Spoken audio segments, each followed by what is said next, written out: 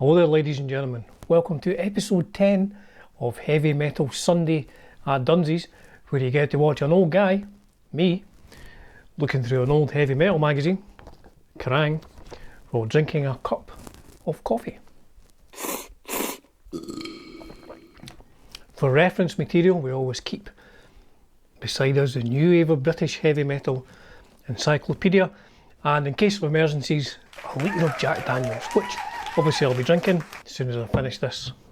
And I put away that washing that I did the other day. So, where are we? Episode 10. So we're in issue 10. Another one take wonder. I'm going to breeze through this regardless of what happens. Fingers crossed. So we're at the February the 25th to March the 10th, 1982. 50 pence. So what do we have? It's Britain's loudest rock mag. In colour. Penthouse Pet with Judas Priest. Oh, it's a Sunday, I don't know if I'll be able to show that. I'll scan some stuff in, but I might not scan in the Penthouse Pet. It's of its time.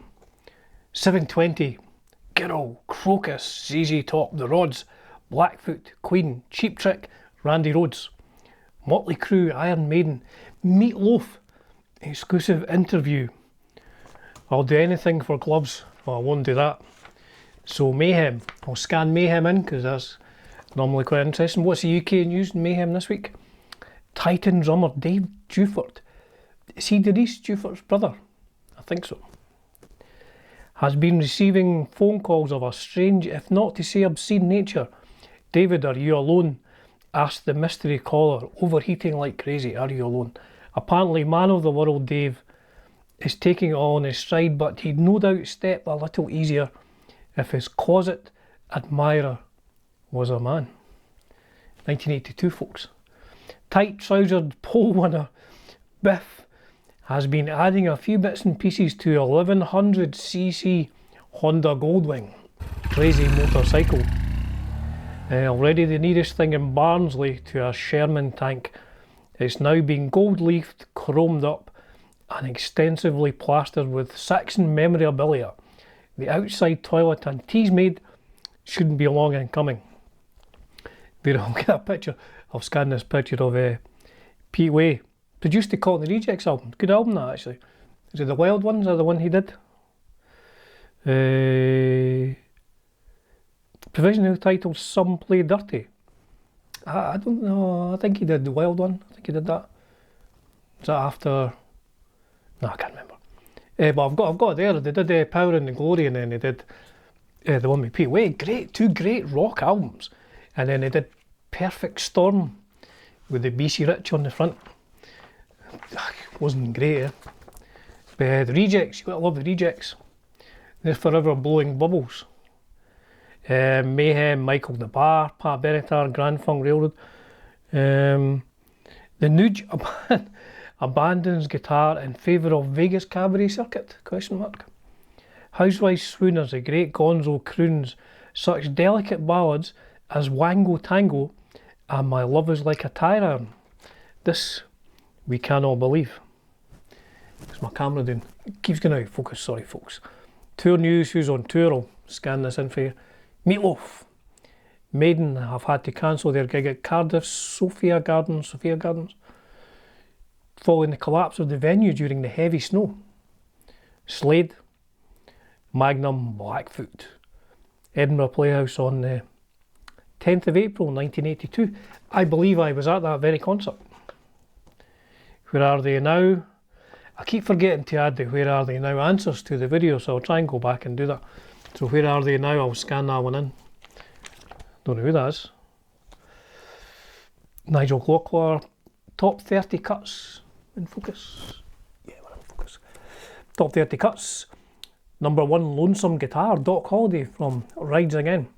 To the Top, to the top. KROKUS, Sweet Hitch Hiker.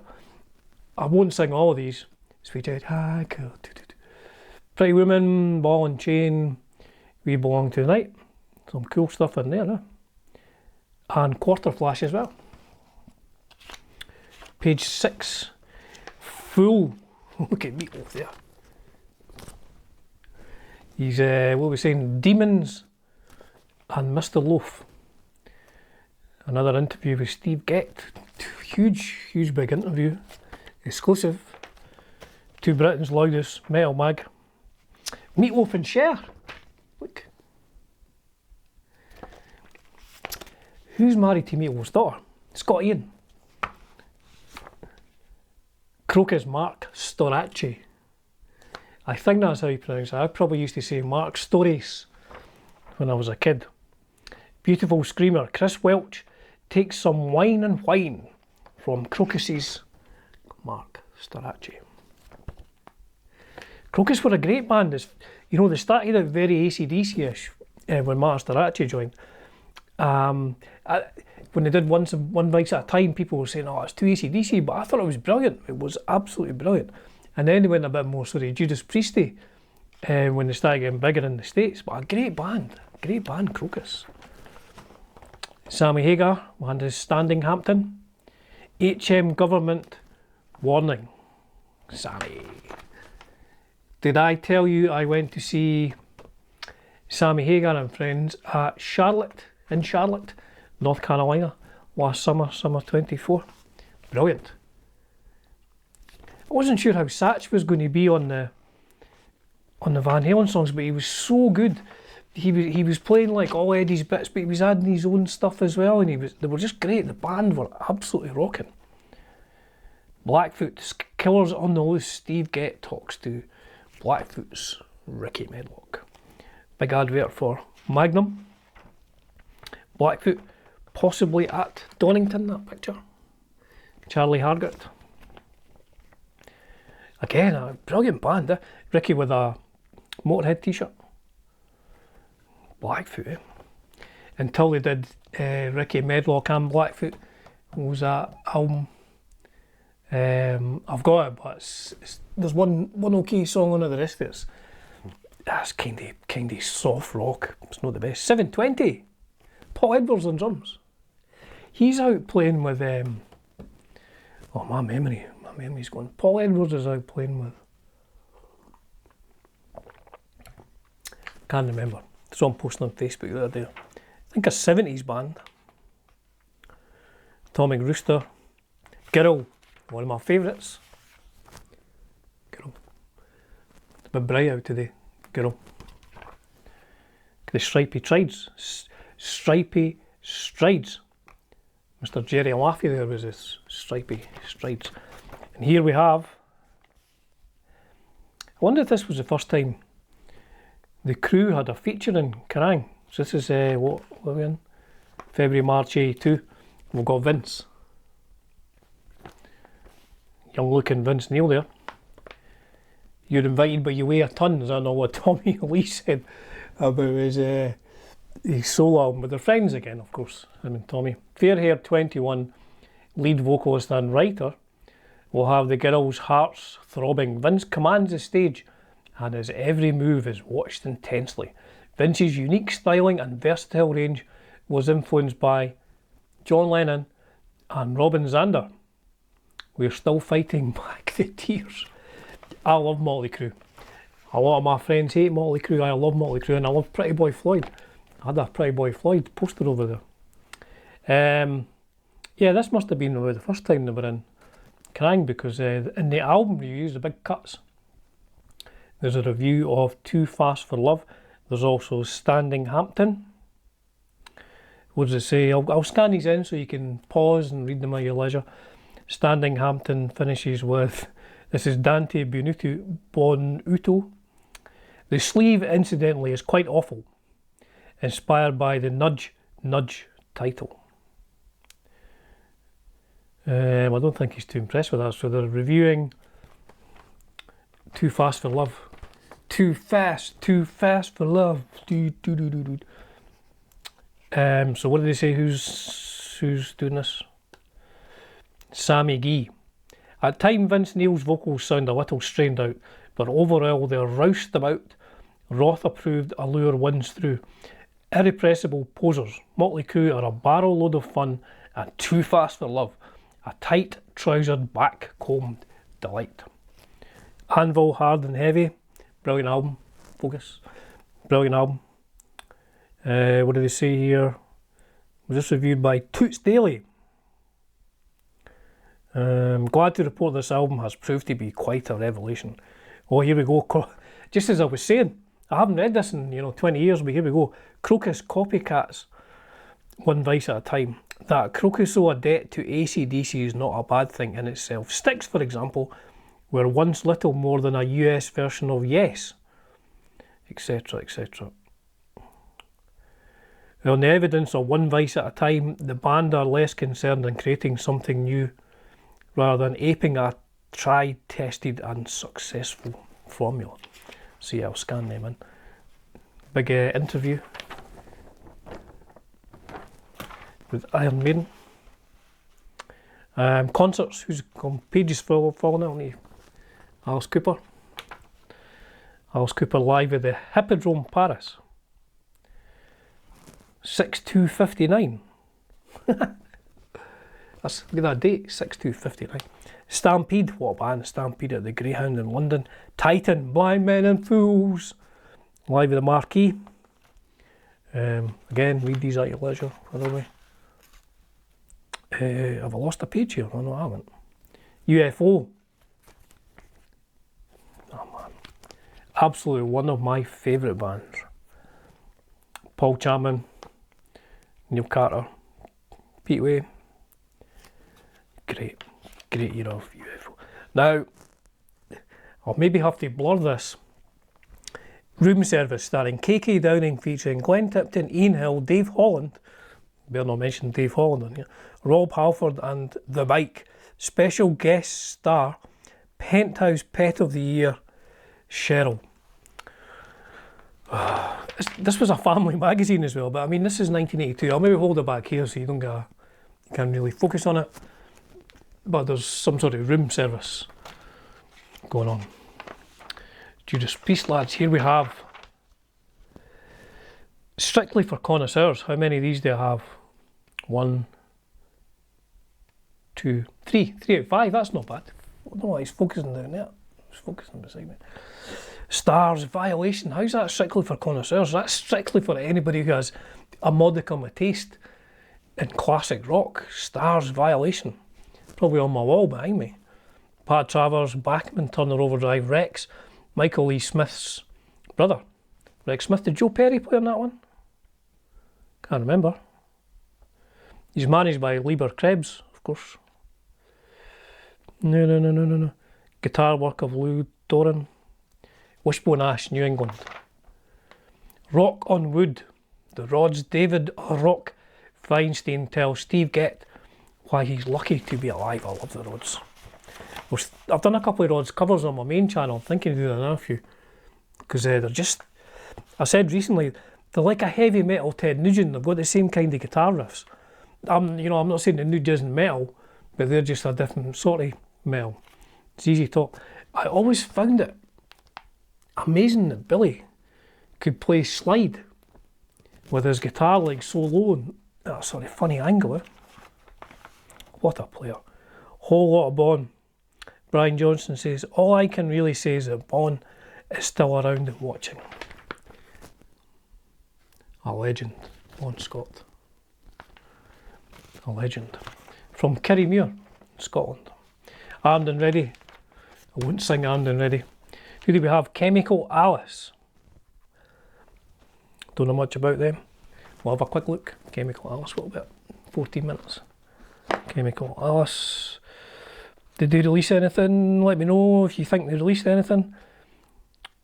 It's all about engagement, folks. I mean, please feel free to... Chemical Alice, there we go. Andy Grant, Dave Weston, Jack Grigger, Mark Kelly and Richard Crichton. Did they release anything? They did a 12-inch EP on Acidic Records called Goodnight Vienna, released in 1981. Cup it. Coffee, yep. Dawn Trader. Don't know much about Dawn Trader. Don't know if I've got a demo or something. Turbo. Another new heavy rock band from Talentville North, this time based around the Burnley, Bradford area. Line up Steve McCann, Paul Hartley, Pete Mayhew, Chris Bartlett, Peter Edmonds. Oh, they're on the New Electric Warriors, that compilation album that came out. I think Silverwing and that are on that as well. Lazy. Lazy by name, but not. No, that's too corny. So that, here was that. That was these fellas. See, I'll scan these in. Pardon me, these fellas. Oh. Kerrang crossword Kilowatt. Neil Murray. Interview with Neil Murray and his BC Rich bass. Randy Rhoads. I was at the Rock and Roll Hall of Fame in Cleveland 2 years ago, I think it was, and Randy's gear was there, and the most amazing thing was his shoes. Like he had this tiny shoes, tiny little guy. Yeah, what a talent! What a talent! Began playing guitar when he was 7. Who's his early influences? The biggest in rock would be Leslie West. Genius, man! What a genius! Equipment live, 100 watt Marshalls, 2 of them are 1959 tops. I also use a pedal board with all the basic effects. Excuse me. That's right, yeah, they had his pedal board in the Rock and Roll Hall of Fame as well. Rick Nielsen Showboating, playing over the neck there. One of my favourite bands. Pen Pals, well, I'll read a pen pal out. Again, you know, I'm not trying to embarrass anybody 40 years after the fact. I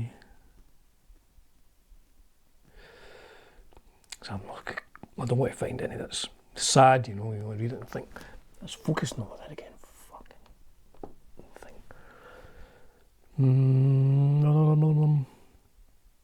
Oh, there's a youngster. I would like to have a pen pal about the age of 10 or 11. Writing to Kerrang when you're 10 or 11. I am only interested in Girls' School, Motorhead, Gillan, Girl and Kiss. Good taste for a young person. Now, what's happened here is I ran out of room on the SD card, so I'm having to move to another SD card. I'm just turning the camera on now. So that technically wasn't an edit. I ran out of room on the SD card. I've had to take it out. So we're continuing on. These are sort of things you have to contend with. So there's a bare bum every week in Kerrang, and this time it is Phil Mogg's bum. Don't know if anybody's familiar with Phil Mogg's bum. That's Phil Mogg's bare bum there. So Kerrang letters now. I said in earlier episodes, this is number 10, and when we got to number 10, it's bloody, that one's not focusing. When we got to number 10, I would go back and pick out some letters and do a whole episode with all the angry letters that I can find that I think are funny. So what have we got?